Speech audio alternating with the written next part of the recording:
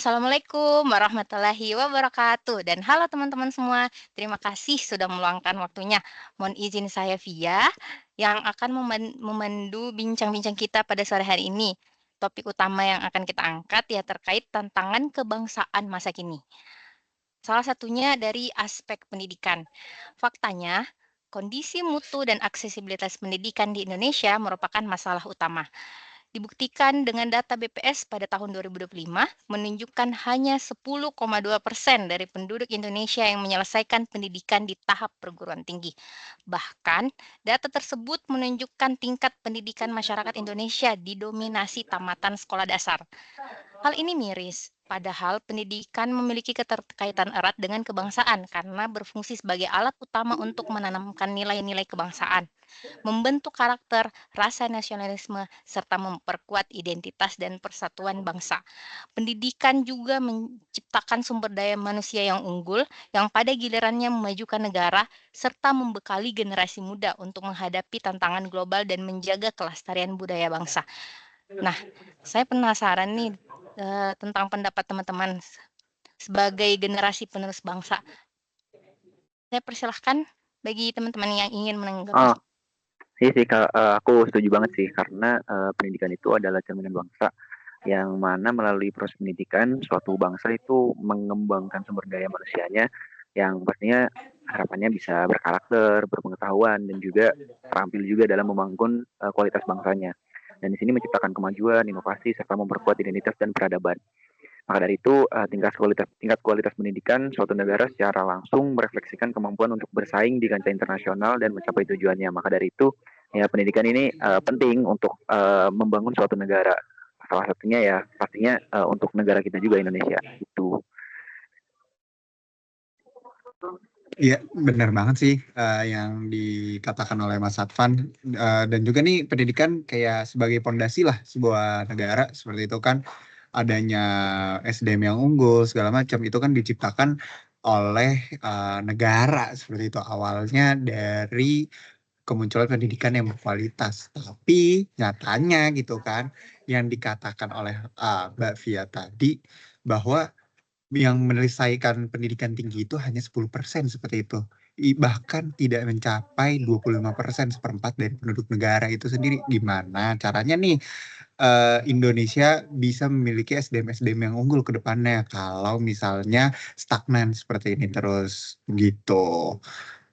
Gimana guys? Nah, saya menarik nih karena semua kita ini majoritinya sepakat dengan hal ini ya. Tapi kenyataannya ya seperti yang kita ketahui hanya sedikit orang yang menyelesaikan pendidikan. Padahal fakta di lapangan kita sudah bisa lihat kok bahwa sekolah dasar itu ada, sekolah menengah pertama itu ada, sekolah menengah atas itu ada, bahkan universitas itu ada. Tapi menurut teman-teman, kenapa sih tingkat pendidikan di Indonesia ini masih rendah dan orang-orang tidak semuanya menyelesaikan pendidikannya? Sebenarnya karena ada faktor ekonomi juga nggak sih? Karena nggak ada pendidikan yang merata, sehingga mereka juga aksesnya juga nggak mendapatkan hal tersebut. Iya sih Iya, setuju aku sebenarnya. Selain itu yang paling mendasar itu karena ketimpangan antar wilayah. Juga untuk SDM-nya saya rasa masih rendah ya untuk baik untuk guru, kemudian tenaga pengajar dan juga di tingkat pemerintahannya juga belum apa namanya memberi perhatian lebih lah kepada para para tenaga pengajar yang seharusnya membentuk pendidikan baik di level SD hingga perguruan tinggi. Iya sih, bahkan ada yang bilang kalau pendidikan Indonesia itu tertinggal sampai 128 tahun gitu. Nah, di sini menurutku sih akibat dari kegagalan sistemik. Atau bahkan ada yang bilang ini sebenarnya agenda pembodohan terstruktur gitu supaya ya masyarakat ini tetap bodoh dan negara bisa dikuasai oleh sedikit orang gitu sih. Gimana nih? Tapi aku juga baca sih itu terkait artikel yang tertinggal 128 tahun gitu kan secara sistemik. Nah, yang aku baca-baca sih nih yang sebenarnya aku tahu tuh sebenarnya ada 3 aspek yang paling utama gitu. Kenapa sih kita bisa sampai tertinggal 128 tahun? Coba kita breakdown nih ya dari artikelnya sedikit. Yaitu terkait kualitas pengajarnya sih memang kita terjadi ketimpangan yang sangat besar gitu antara mungkin ya di Pulau Jawa dan juga mungkin di Pulau Papua gitu kan. Pastinya ada ketimpangan antara pengajar itu sendiri yang mana katanya gitu kan di apa namanya di artikel ini butuh 40 tahun untuk mengejar ketertinggalan tersebut gitu. Kalau untuk dari sisi gurunya aja.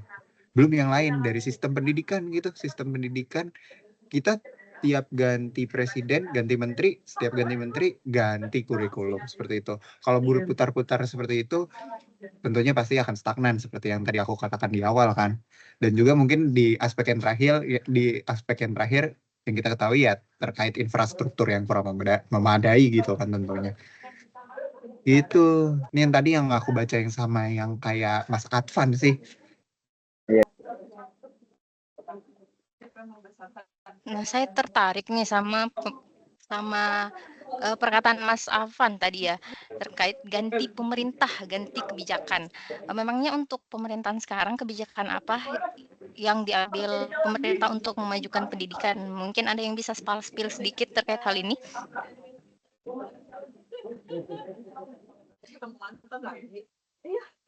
Contoh ya, sebagai contoh sekolah rakyat, ada yang bisa ngejelasin nggak tentang kebijakan pemerintah soal sekolah rakyat ini? Ada yang tahu detailnya nggak? Mungkin ya sekolah rakyat gitu kan sebenarnya terminologi ini ada sejak zaman Belanda gitu kan, sekolah yang diperuntukkan untuk rakyat gitu. Dan sebenarnya ya sekolah rakyat ini diperuntukkan untuk masyarakat miskin. Cuman di sini yang menarik nih kata pakar UGM yang aku baca lagi nih dari Detik Jogja. Sekolah rakyat itu belum mendesak. Karena apa katanya? Karena yang pertama di sini naungan sekolah rakyat itu ada bukan di bawah Kementerian Pendidikan Dasar dan Menengah, adanya di bawah Kementerian Sosial gitu. Nah di sini nih udah konteksnya nih udah kemana-mana gitu kan, sekolah rakyat arahnya mau kemana, siapa yang menangani gitu kan. Seharusnya kan Kementerian Pendidikan Dasar dan Menengah seperti itu kan. Kemudian mungkin seharusnya sekolah rakyat ini dibangun di daerah 3T seperti itu. Terus kata pakar UGM ini juga harus jelas orientasinya tuh seperti apa, orang miskin kah, gratis kah, berasrama kah, dan bagaimana nanti penempatan sekolah rakyat ini. Seperti itu sih yang aku baca terkait sekolah rakyat. Mungkin ada yang lebih tahu gitu kan, teman-teman, Mas Alfian, Mas Alvin gitu kan. Mungkin sebelum ke sekolah rakyat ya, itu kan isu terkini ya. Ada hal mendasar yang menjadi permasalahan di negeri ini, terutama kurikulum terbaru gitu, yang menyebabkan tuh siswa menjadi malas untuk belajar karena pinter gak pinter tetap lulus, tetap dinaikin kelas, dan tidak adanya UN itu membuat siswa tuh tidak ada semangat lagi untuk mengejar nilai tertinggi gitu.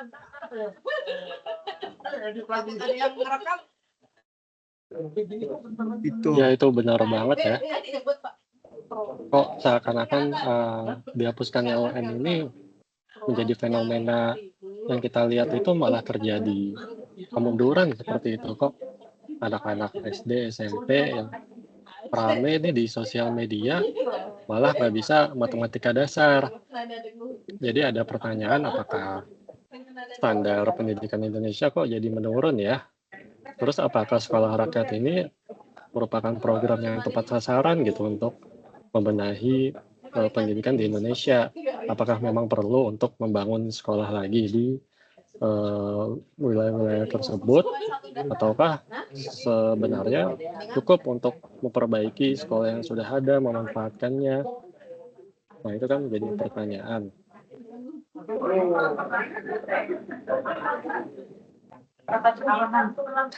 Sebenarnya untuk sekolah rakyat ini tuh ada pro ada kontranya sih. Sebenarnya kalau kita lihat dari kontranya emang dia agak mengambil anggaran dari sektor lain ya, termasuk juga sektor pendidikan. Jadi kalau di berita-berita itu eh, aku baca kalau anggaran untuk anggaran pendidikan dasar dan menengah itu bisa dipangkas hingga 8 triliun.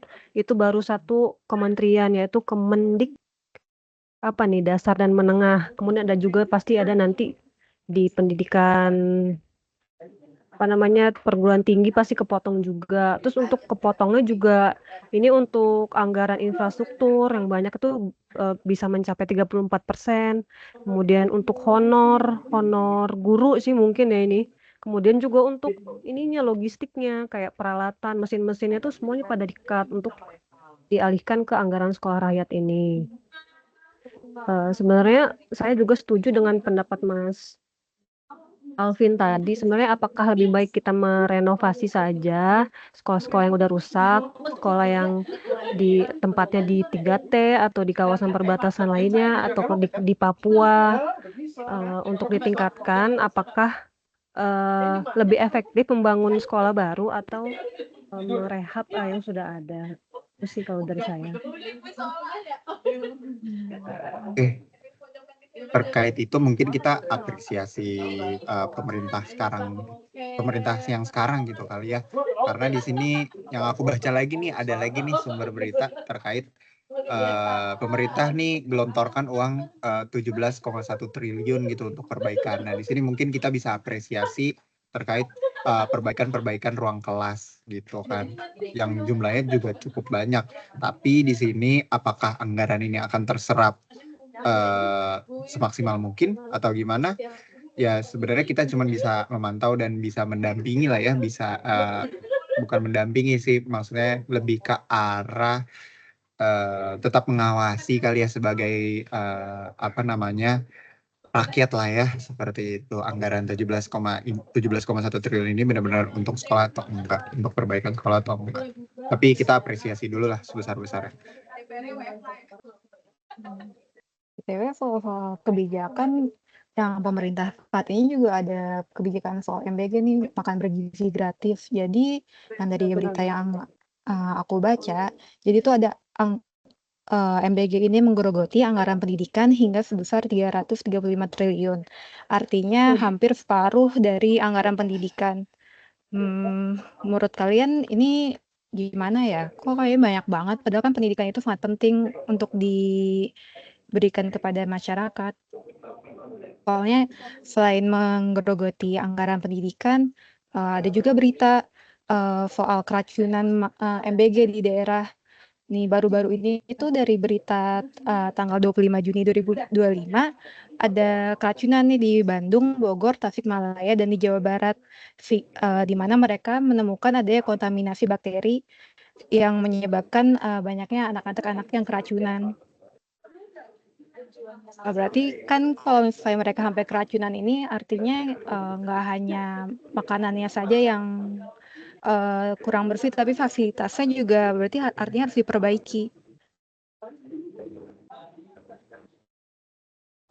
Iya, setuju sih. Jadi kalau menurutku emang mengalokasikan sampai 44% lebih dari dana pendidikan untuk MBG ini menurutku logikanya kurang tepat sih. Karena pada akhirnya harusnya kita memperbaiki hal-hal lain seperti sumber daya guru, sumber daya pendidikannya, kemudian infrastruktur sama perbaikan sistem pendidikannya, daripada kita hanya memberikan makan yang pada akhirnya itu cuma sekali sehari dan mungkin efeknya nggak akan sebesar domino kalau kita memperbaiki infrastruktur dan sumber daya manusianya gitu. Terlebih MBG ini banyak banget evaluasinya juga ya. Kayak contoh ini terjadi di adikku banget nih, yang awal-awal paketnya lengkap, ada buah, ada susu, kemudian lama-lama buahnya nggak ada nih. Nah terus di minggu berikutnya ternyata susunya nggak ada, lama-lama cuma dikasih beras sama kacang-kacangan sama snack, itu kan jadi kayak nggak bergizi juga, eh, nggak tahu nih efeknya bakal kayak apa kalau kurang dibagi dengan baik programnya gitu sih. Ya bener sih, sebenarnya kurang strategi MBG ini sebaiknya dilaksanakan ketika infrastrukturnya sudah siap, baik infrastruktur dari pendidikan itu sendiri maupun pendukungnya. Pendukungnya itu seperti apa sih? Ya tadi guru kita aja masih ketinggalan, ada jarak 40 tahun gitu, masih ada perbedaan kualitas, dan untuk mengejar perbedaan kualitas itu butuh 40 tahun. Kayak untuk MBG too much aja sih menurut aku untuk mengeluarkan hal-hal seperti itu, yang mana itu tidak menyelesaikan akar masalahnya lah ya, seperti itu kalau bisa dibilang. Ya nggak sih? Kayak harusnya bisa buat guru, menyejahterakan gurunya, yang mana gaji-gaji guru di Indonesia ya bahkan kayak honorer-honorer sampai ada yang 200.000, 300.000 gitu kan, kayak yang beredar di Iya. sosial media gitu. Benar, Mas Alvan. Tapi kita sebenarnya yakin ya awalnya MBG ini kan sebenarnya niatnya baik dan mulia gitu ya. Kita tahu di Eropa, di Amerika, negara-negara maju lainnya tuh pasti mereka sudah menerapkan MBG ini sebenarnya, memberikan makan siang ke murid-murid sekolah. Maksudnya kita pun mau gitu, siapa yang nggak mau kasih makan gratis ke murid-murid sekolah. Tapi kan balik lagi ya, yang tadi dibilang pelaksanaannya gimana. Ini kan sebenarnya hal yang baik kalau memang anggarannya ada dan banyak gitu ya. Tapi kan ya seperti yang kita ketahui, Indonesia anggarannya terbatas. Jadi kan perlu ya dibikin prioritas seperti itu, apalagi ada masalah-masalah ya tadi gaji guru dan lain-lain. Sehingga perlu dipikirkan kembali. Kalau menurut aku nih, MPG mungkin bagus kalau misalnya diterapinnya di wilayah-wilayah tertentu aja, di 3T misalnya, ke mereka yang memang benar-benar membutuhkan. Karena menurut aku lebih baik program itu jalan dengan baik, nggak usah masif, sedikit-sedikit aja tapi berjalan dengan baik, daripada dipaksakan nasional, tapi dari cerita-cerita tadi kesannya kok programnya memaksakan seperti itu ya. Kalau dari aku sih kayak gitu. Setuju banget dengan pendapatnya Mas Alvin. Kayaknya lebih baik ya fasilitas-fasilitas di daerah lain diperbaiki dulu. Jadi kita terkonsentrasi fasilitas di daerah-daerah tersebut. Kalau Cocok. menurut Nah, aku sih ya mungkin silakan, Mas. tingkatkan dulu gaji guru ya. Dengan gaji guru yang tinggi, maka lulusan-lulusan terbaik bangsa ini akan berkompetisi itu untuk menjadi guru-guru di masa depan. Sehingga kualitas dari anak didiknya nanti akan semakin membaik karena guru-gurunya sudah semakin berkualitas dan pendidikannya pun mengikuti gitu. Setuju. Masih terkait dengan MPG, sebenarnya selain karena anggarannya besar, sebenarnya mungkin sistemnya juga dievaluasi lagi ya.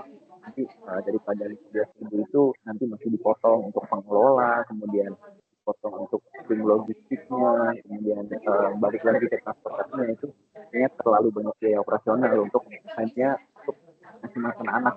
Apa anggarannya ini tidak diberikan ke mungkin orang tuanya yang dengan uang 15.000 mungkin dalam satu keluarga itu udah bisa pakai makan sekali gitu ya. Jadi itu akan efektif dan ya mungkin juga perlu untuk evaluasi terkait dengan engagement.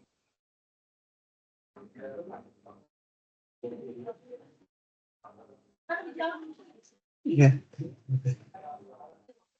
Ya, saya sepakat sih sama teman-teman semua. Ternyata persoalan pendidikan ini sangat pelik ya. Yang sudah dibahas tadi tentang kebijakan sekolah rakyat, tentang MBG atau makan bergizi, itu sebenarnya baik, tapi perlu dievaluasi untuk pelaksanaannya. Wajar apabila ada pro dan kontra. Hal ini sangat lumrah jika suatu inisiatif itu tidak sesuai dengan yang kita harapkan. Nah, menurut teman-teman nih, saya penasaran harapan teman-teman yang untuk Indonesia, satu hal yang paling penting untuk diperbaiki dari pendidikan Indonesia itu apa sih? Satu kalimat bagi teman-teman semua, yang perlu diperbaiki apa sih di Indonesia ini yang paling penting? Satu kalimat ya? Iya, satu kalimat. Saya penasaran pendapat teman-teman. Yang paling penting untuk perbaikan pendidikan Indonesia itu apa? Terlepas dari kualitas yang rendah, tadi gaji guru yang paling tinggi, sebenarnya yang paling penting ini apa sih? Kalau saya pribadi ya sebagai pengantar, ternyata dari kesadaran masing-masing pribadi, sumber daya manusianya itu untuk terus belajar dan yakin bahwa belajar itu akan meningkatkan pendidikan di Indonesia, seperti itu. Kalau dari teman-teman yang lain mungkin ada pendapat lain? Kalau aku sih sejahterakan guru. Mantap. Setuju Naikkan banget. gaji Dalam satu guru. kalimat. Kasihan Setuju. kalau di berita-berita itu suka viral yang kemarin gaji DPR, terus list jumlahnya 150 juta, giliran headernya diganti jadi gaji guru jadi cuman 150.000, ya Allah. Kasihan, sedih banget Kalau dengan kondisi seperti itu, menopang SDM masa depan loh. Maksudnya SDM kita tuh sebenarnya bergantung pada guru banget sih. Guru nih ujung tombaknya Indonesia banget lah bagi aku. Jadi nomor satu guru. Guru. Respect.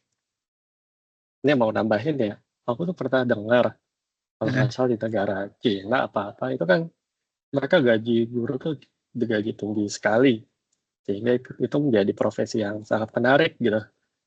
Jadi lulusan-lulusan universitas terbaiknya mereka malah memilih untuk menjadi guru gitu. Sampai lulusan-lulusan pendidikannya tuh malah jadi protes, kok ini sesuai profesi kita tapi malah diambil sama lulusan-lulusan terbaik nih. Maksudnya kan jadi bagus gitu loh, hal yang bagus. Kalau punya guru bagus kan logikanya pasti menghasilkan murid yang bagus gitu ya.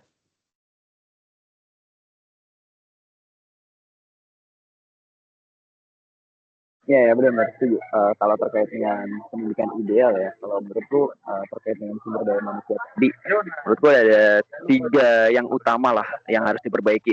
Yang pertama pastinya sumber daya manusia yang tadi guru, kemudian infrastruktur, dan yang ketiga sistem yang berkeadilan dan progresif. Jadi dari 3 itu harusnya dengan anggaran yang ada ya, daripada buat MBG, harusnya 3 ini bisa diprioritaskan dulu sih. Ya kalau menurut Mas Alvin terakhir nih, untuk Mas Alfian, punten. Untuk meningkatkan pendidikan Indonesia yang paling satu poin penting itu apa menurut Mas? Yaitu mewujudkan sistem pendidikan yang membentuk karakter. Jadi selama ini kan kita hanya IQ ya yang dikejar, tapi karakter siswanya sendiri, tata perilakunya, sopan santun dan lain-lain itu juga perlu dibentuk di sekolah-sekolah. Mantap Mas jawabannya. setuju, Nah, setuju. terlepas dari semua upaya peningkatan pendidikan yang sudah kita bahas tadi, kita harus sadar bahwa sebenarnya kita itu sudah berusaha dan akan tetap selalu berusaha dan kita harus bertahan. Sudah menjadi hak dan kewajiban kita bersama untuk melindungi bangsa Indonesia dan seluruh tumpah darah Indonesia untuk mencapai bangsa Indonesia yang adil dan makmur. Nah, terima kasih mungkin atas insight dan waktunya teman-teman terkait pendidikan di Indonesia ini. Semoga bisa bermanfaat bagi kita semua. Akhir kata mohon maaf apabila ada kesalahan dari saya maupun teman-teman yang lain dalam berkata maupun bersikap. Dan akhir kata sampai jumpa di episode berikutnya dan terima kasih. Maju terus pendidikan Indonesia. Terima kasih.